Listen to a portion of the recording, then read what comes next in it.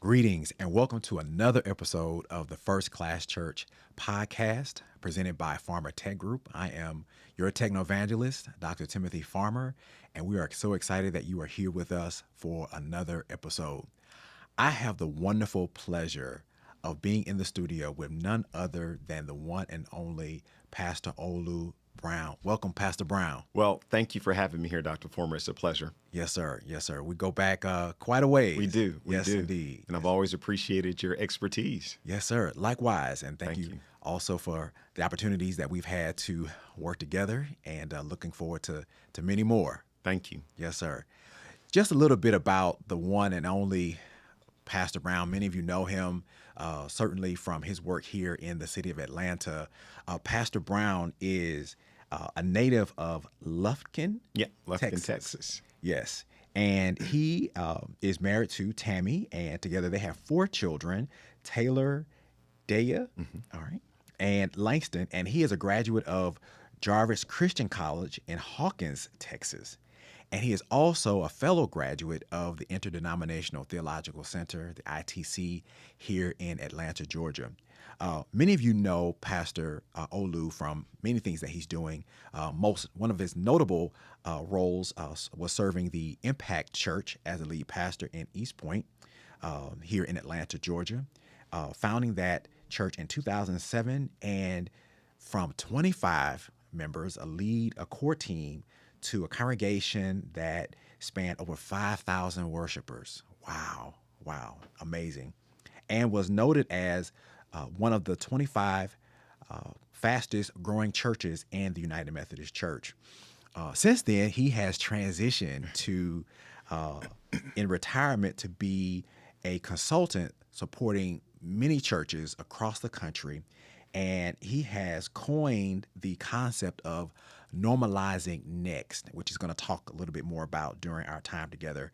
And he is helping churches, organizations to embrace 21st century ministry with technology, understanding how ministries in this day, from 2025, even beyond, how we can continue to be impactful in all that we do, even as ministry is changing in our current world. So thank you, Pastor Brown. Thank you For being here with us today. Excited to be here, and thanks for the opportunity. Yes, sir. Indeed. So tell us about your ministry journey. I know you've had many ministry experiences, and you've touched a lot of lives, and you worked in many capacities. So tell us about how you, from where you are now, and your trajectory to where you came. Yeah, I was fortunate to grow up in a great faith community and household, and was a part of a new church start early on in my teenage years. And it was a very non-traditional gathering of people, and so it influenced me greatly. My father was also a pastor who pastored in the Northeast and then also in the California area out west, and so that gave me an experience. And so I had this ecumenical background of growing up where I had vast appreciation for different expressions of worship, different faith communities. And when I came to go to seminary here in Atlanta, all of those things came into play. Of course, the wonderful education at ITC, working at Cascade United Methodist Church.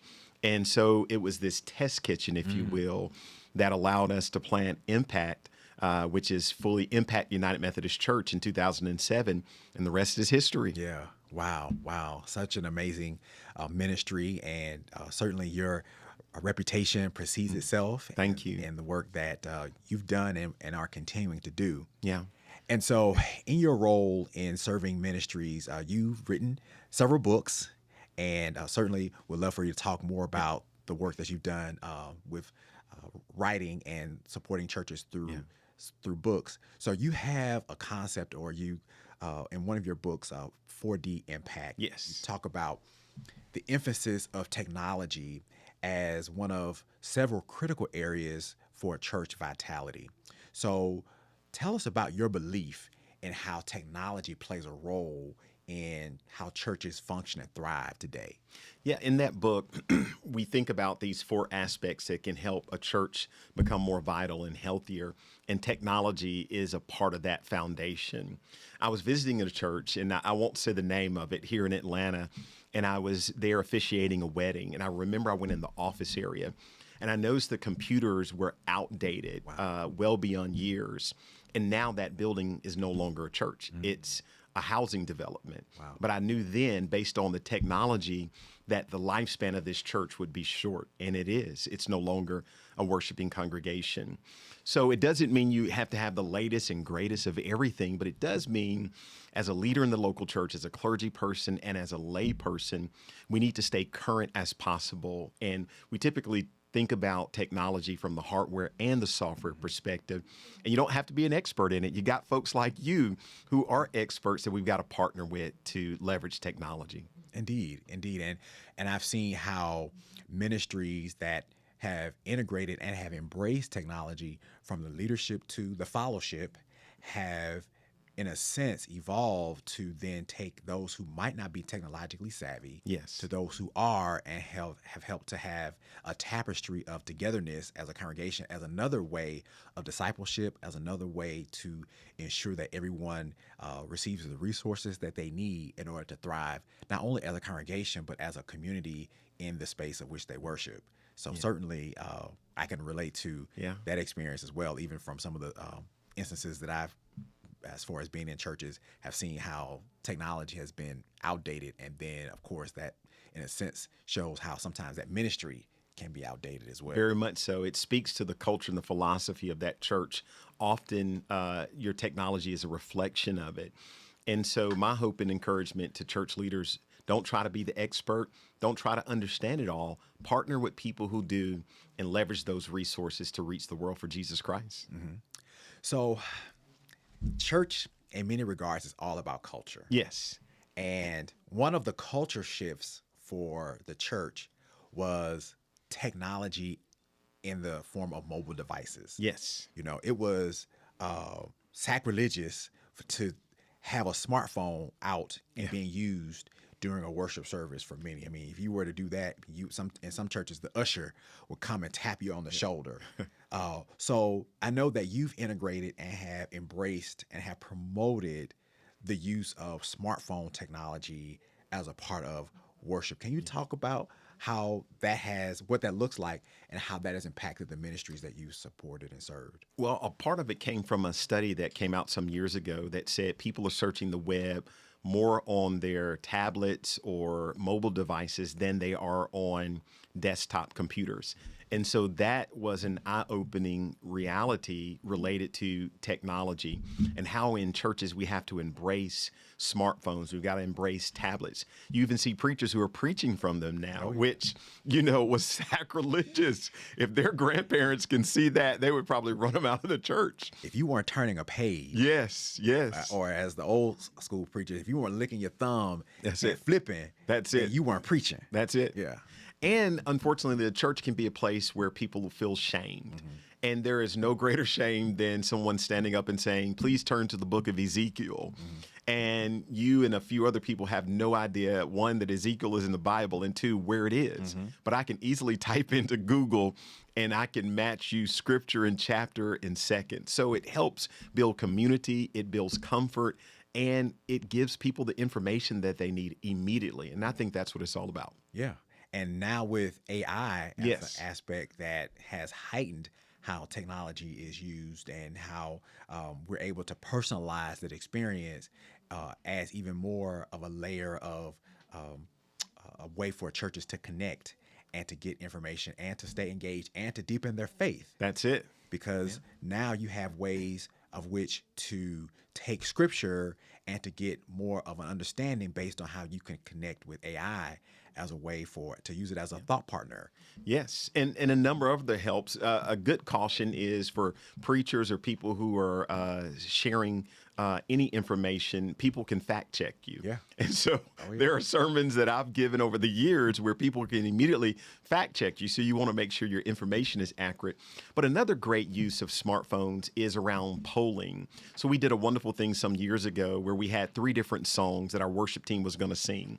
And so we did a brief poll live in the congregation to say, which songs would you like heard? And people voted, and they got immediate interaction with the worship team. They could hear the songs that they like. So a lot of different forms of evangelism through that technology. We have to embrace it. And I'm sure everybody voted for the hymn. Oh, well, I can't remember what the exact one, but it was a very popular tune. Okay, gotcha. Yeah. Gotcha. Well, and certainly for the in-person experience and using tools such as polls, Yes. not only is it good for that which is happening in person, but it also supports those who are watching and engages those who are watching online That's true. as a way for them to feel integrated into the worship space, to develop a hybrid sense of worship. Yes. And I know that you've done quite a bit of work and have promoted and have taught about hybrid worship. Yeah. So, but a lot of churches are still trying to figure that out. Yes. And trying to understand what that looks like and how it's best for their ministry. So, what are some strategies for hybrid worship that can help it not just be where a person is sitting at home watching online, but there's a sense of integration? Well, the folks who are in person, in particular the worship leaders, need to have a dual platform mentality. And sometimes people say, Olu, when can we disengage from online? And my response is when Jesus comes back. Wow. I think we have to have a dual platform ministry, in particular for worship, forever. But it means that you have to engage your online audience. So one example could be during the offering moment where we're intentionally communicating to the people who are in house, but we also have to give instructions for those who are watching online. And so if you're viewing on your phone or your laptop, these are the instructions that you need to go through in order to give your resources to this local church. So it's about an awareness of both audiences, in person and virtual, and making sure you're communicating to both effectively. And oftentimes we communicate well to the in-person, but not so well to the online audience.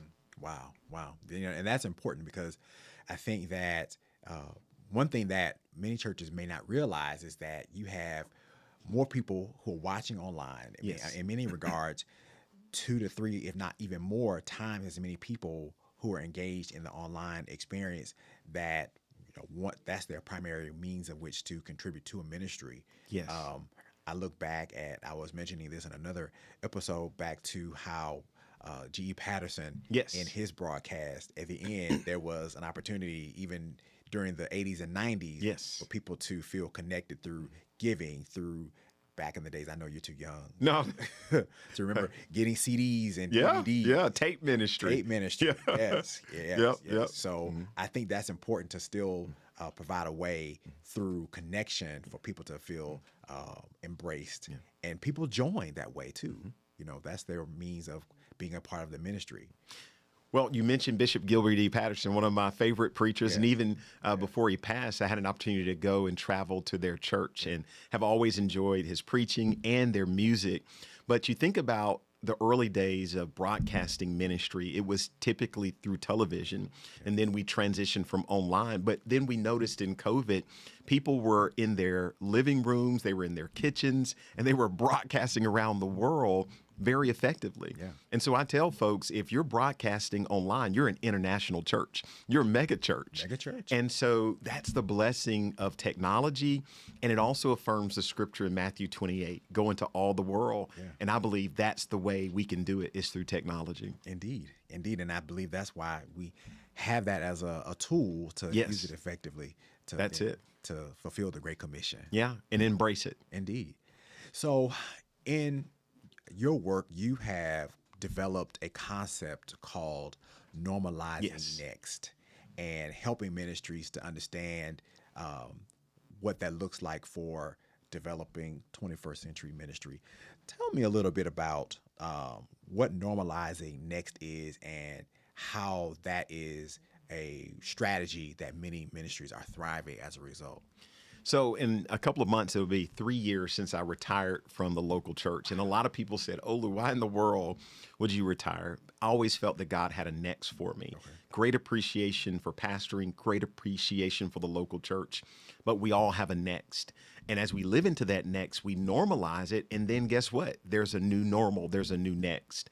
And so often churches get stuck in their past, and they're not as effective as they could be. And if we're honest, a lot of churches are museums instead of forward-thinking, cultural setting organizations that change and reset and disrupt the world. And I believe that's what God has called us to. So I wrote this book, and it's really a book and a guidebook, and it's a practical application to help local church leaders around vision casting, around technology, raising generosity, structure. And we also followed up with a guidebook, partnered with a person named Glenna Manning, who did a wonderful job. So not only can you read the manual, but you can also have it as a study guide with clergy and lay people. And so grateful folks have used the book across the country. We've got cohorts that meet, and it's been a blessing, and we're excited about it. But at the end of the day, it's about receiving God's vision for your life and stepping into it so that your next becomes normal instead of living into your past only. Wow.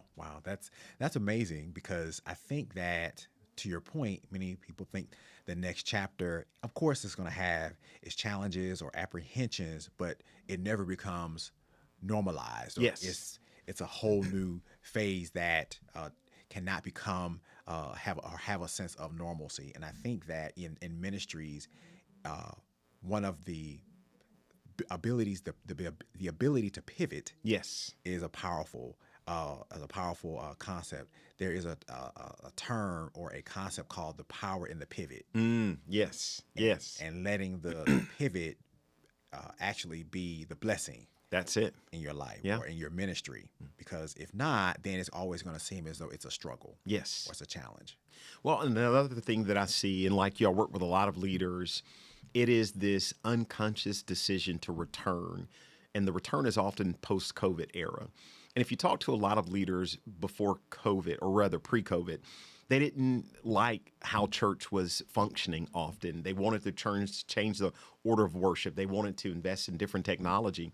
And so when COVID happened, as unfortunate as it was, it allowed a lot of churches to pivot and to make some changes. But now in the post-COVID reality, some of them are unconsciously going back to pre-COVID where they weren't satisfied. So we've got to continue to push the momentum. We've got to look towards the future. And it's not doing away with tradition. It is basically blending tradition with what God has for you in the future. And at the end of the day, it's about reaching new people for Jesus Christ. And that takes an investment of people, time, but also technology. Yeah, indeed. And I think that as far as helping to keep those who are retracting Yes. back into some of those ways, is using things such as data Yes. to help understand that a 2-hour worship service pre-COVID Yes. is not the same as No. worship today after COVID. And using tools such as analytics, using Yes. the viewership to help drive how worship unfolds. I know YouTube and many ministries, as they are worshiping online and who are working to broadcast in multiple places and on multiple platforms, always encourage them to use YouTube as one of their Yes. tools, because they provide, or YouTube provides, a wealth of data Yes. to help you know where your people are watching, at what point of the worship the viewership is the highest, to help then formulate a plan as to how the worship unfolds or should unfold based on how the data of people who are watching online are engaging with the worship service.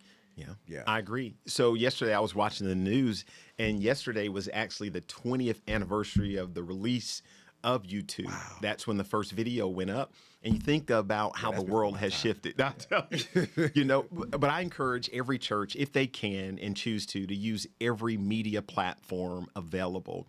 And the great thing about costs, they've gone down greatly. So you don't have to have this full production studio or multiple thousands of dollars in investment in certain equipment. Now, you can have those things, and those are great, but don't let it be a barrier of entry for those who want to start where they are. Always know with technology, there are best practices, but I encourage people to start where you are and continue to grow, because you're going to reach more people. Sure.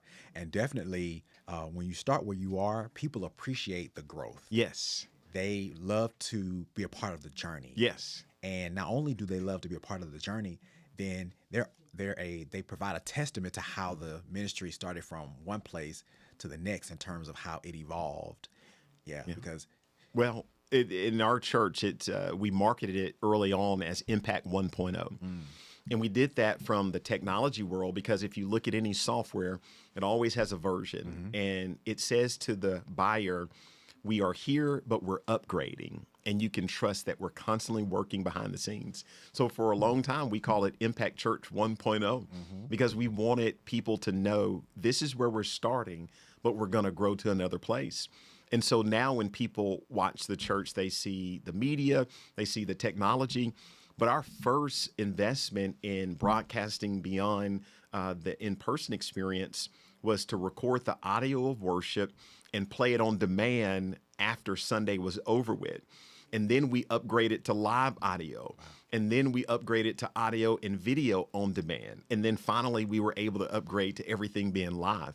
But that was a transition. And people don't know that part of our story. And so we often see these ministries where they are. And we try to jump in at that point. And we forget there's a starting point for all of us. And we can honor that because it's not about being first in anything, but it's about being authentic. And I think one of the ways churches can help to ensure that people understand the evolution of the ministry is to take the time to talk about and to show this is where we came from. Yes. And this is where we are now. Yes. You know, I know you're too young to remember, but I remember the days of the floppy disk. Yes, I remember that. Yeah. Before the small hard one, the one that was actually floppy. Yes. And how that was big technology Yes. back then. But now how we have through the 21st century and even over the years have evolved from things like that to being able to worship and watch and engage and to use data on your phone compared Yes. to what was considered to be, I mean, years and light years away. Now we have that as a way to show where we came and this is where we are. Yeah. So I think that not only being transparent in the evolution is then once you get to that place, still embracing and remembering this and helping to chronicle this is where we came from to where we are now. Yes. Yeah. Well, and when we think about phone technology or tablets, using the hardware and software as a form of evangelism. So imagine being in worship, and most churches have one worship experience, but a lot of churches have multiple. But imagine going to the early worship experience and you have your phone, and towards the benediction, there's a call to action. And that call to action is, would you text a neighbor or a friend somewhere who's close by or somewhere around the world and let them know the main point of the sermon today or a song that you liked, or invite them to the next worship experience that's coming up. And because it's broadcast online, they can come to worship online or in person. So these are wonderful evangelistic tools that we can use instead of making people feel as if technology is taboo. Yeah. And I think having the ambassadorship of senior members, Yes. helping them to understand and helping, and when I say ambassador, helping them to spread the word and to be the champions Yes. of the technology. So that way, not only are they understanding and embracing it, but they're sharing it and spreading it to others. I mean, I've seen valuable pictures in church as far as using mobile technology where members of the mother's board were taking selfies Yes. Yes. with each other. Yes. And then sharing those pictures to let them know, hey, we're through technology a vital part of this ministry. Yes. You know, or like you said, texting someone, or even using.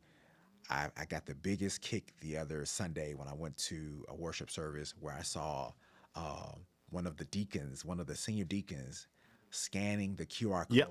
on the screen. Yes. That made my whole week. Yes. To see that and to know that it's embraced, it's understood, and there's an opportunity for it to be that knowledge, that skill, that way of connection to be transferred through our senior members to others who might be apprehensive about technology. Yeah. Well, another area of technology introduction that I think we need to be very sensitive to and consistent with is around generosity.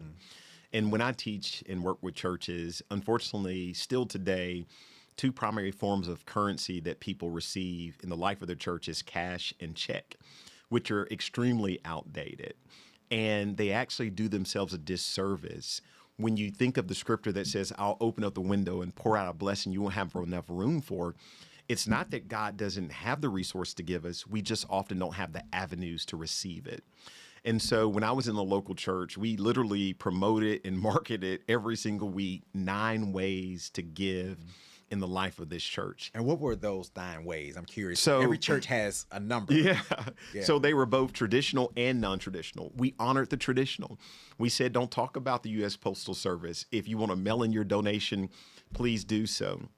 We also emphasized what it meant to give in the life of the church as it relates to your estate and estate planning, or your stocks, your bonds. A lot of people in the transition of life have more money than they do in their everyday life. We also talked about the app on the phone, and you can give via your app. If you're watching online, you can give online. The offering trays will pass. Please give in the offering trays. We have giving kiosks in the lobby where people would give thousands of dollars on those giving kiosks. And I tell pastors, your church has foot traffic throughout the week. Yeah. And I may be on vacation over the weekend, but I'm here for choir rehearsal. I can give generously. Yeah. And one of the ways that we encourage people to give is through their volunteerism. So it wasn't only about the dollars and cents, but the reality of the way we marketed generosity in the local church at that time was everyone can do something. And through technology and through word of mouth and through volunteerism, everyone could leave in person or leave online feeling as if they had contributed. Yeah, and that's amazing. And there are many tools out there in addition to the monetary giving, to your point about volunteerism. Yes. For people to sign up, to know the opportunities of which they can volunteer. That's why it's important to have an updated website. Yes. So people know what the opportunities are and how they can connect and when those opportunities take place. So I think all of that contributes to the overall health, both the monetary health and the engagement of the ministry. Yes. Definitely. Yeah. Well, one of the things, Dr. Former, that I talk about in the 4D book, but also talk about in the Normalizing Next book, is about worship design. And so we know that technology is a wonderful tool, but often churches fall short because they do worship haphazardly. Yeah. And so they're not able to optimize those tools. One of the things I encourage lay people and clergy to do at least once before worship happens in their local church, in person and online, is to practice worship. And you can join a Zoom call with the worship leaders for that Sunday and spend 15 minutes talking about the transition points, from the opening song to the scripture reading to the offering moment to the sermon to the benediction. And what will happen in those practice sessions is you'll be able to integrate the technology conversation so that it's effective. And so some churches push back on technology because they don't think it's effective. And sometimes the reason it's not effective is because it's not presented appropriately or effectively. Sure. Yeah. I mean, I think that it has to have a purpose. Yes. It can't just be something, Yeah. a bell, some bells and whistles. But No. it has to have, you know, some intentionality behind it. Yeah. And one of the tools that I advocate in terms of worship planning and worship connection is Planning Center. Yes. It's a great Very tool, effective. that many ministries are using. And I think that more ministries need to embrace it as a way to keep everybody on the same page, especially when it comes to transitions. Yes. Because there's nothing like there being dead space where nobody knows what to do next. So I think that helps with understanding, knowing how worship should unfold. Well, and I recommend they look at resources that you've produced and you've helped me over the years in the churches that I work with, because the resources, the answers are there, and you're a wonderful and tremendous resource. So I would encourage them to work with Dr. Former in person, virtually, as often as you can. Yes, You've been a blessing to me. Likewise. And I know we talked about a couple of books that you've done. So tell us a little bit more about your total package. So in living into my next as well, one of my mentors, who's still a mentor this very day, he told me years ago, Olu, if you don't write your story, someone else will. So the first book we wrote was a teen book called 0 to 80. And I laugh when I go into churches or libraries and the book is there. Wow. But since then, I've written several solo books, and those have been about church health and church vitality. The latest book is on faith, because my mother, when I would send her these books that I written that were technical and church related, she said to me one day, Olu, why don't you write a book for everyone? And so I thought about what I struggle with the most as a leader, and that's faith. And so I was blessed and fortunate to write and produce that book, and partnered up with Glenna Manning again and did the questions. So it's a study guide. And so you can go to olubrown.com, and all of the book resources are there. And Dr. Former, my latest next is I'm running for governor of Georgia. Yes, and so that's I'm excited about that run. Big next. Yeah. For 2026. And you can go to Olu Brown for governor 2026 and more information about that. But all of the skills and the tools that I use in the local church, I'm taking it into this next transition for my life, because the technology, the people skills, the relationships apply to every area of life. Yeah. And that's why technology is so important in our local church, because it helps us connect to the world. It does. And I think that, just in your trajectory in ministry and even in your run for governor, Yes. I think that that brings to reality even more that the best is yet to come. That's it. And that should be how our life unfolds at every stage or every chapter or next that we embark upon, or that which God has for us in our lives. So certainly excited for you. Thank you. Proud of the work that you're doing. And as we bring this conversation to a close, with this podcast being about first class ministry, what would you like to leave with our audience about what you consider to be a first class, or what that which makes a church a first class ministry? Well, it's about being authentic and being authentically yourself. Sometimes churches think if we can just be bigger, or if we can have a larger choir, or if we could just broadcast on another platform. But none of that matters unless you're who you really are called to be, because the people God has called you to reach are there for you, but you've got to be who you are, and utilizing technology as a tool to help you connect with those folks. The next part of being a first-class church is around the mindset of the leader. So often as a pastor, I would get frustrated because we couldn't invest in certain types of technology, or we did invest and we weren't optimizing them. You've got to learn to delegate and build teams of people, volunteer mostly in a lot of our churches, who not only have the skill, but they've got to have the passion. And you got to work with folks like Dr. Farmer, who can help make it happen easily so that your team can scale up to continue the work of technology ministry and evangelism. So be encouraged, don't give up, stay faithful, but most importantly, be authentically you as a local church. Indeed. Well, with that being said, thank you so much for joining us for this episode of the First Class Church podcast. If you have not subscribed to the First Class Church podcast on YouTube, please do so today. Also click the bell so that you can stay connected, not only with this episode, but many more to come. With that being said, my friends, God bless you. Thank you.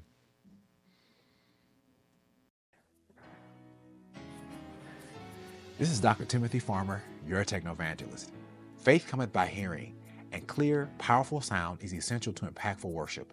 Check out my new book, Beyond the Soundboard, a practical guide to quality church audio for pastors, leaders, and media teams.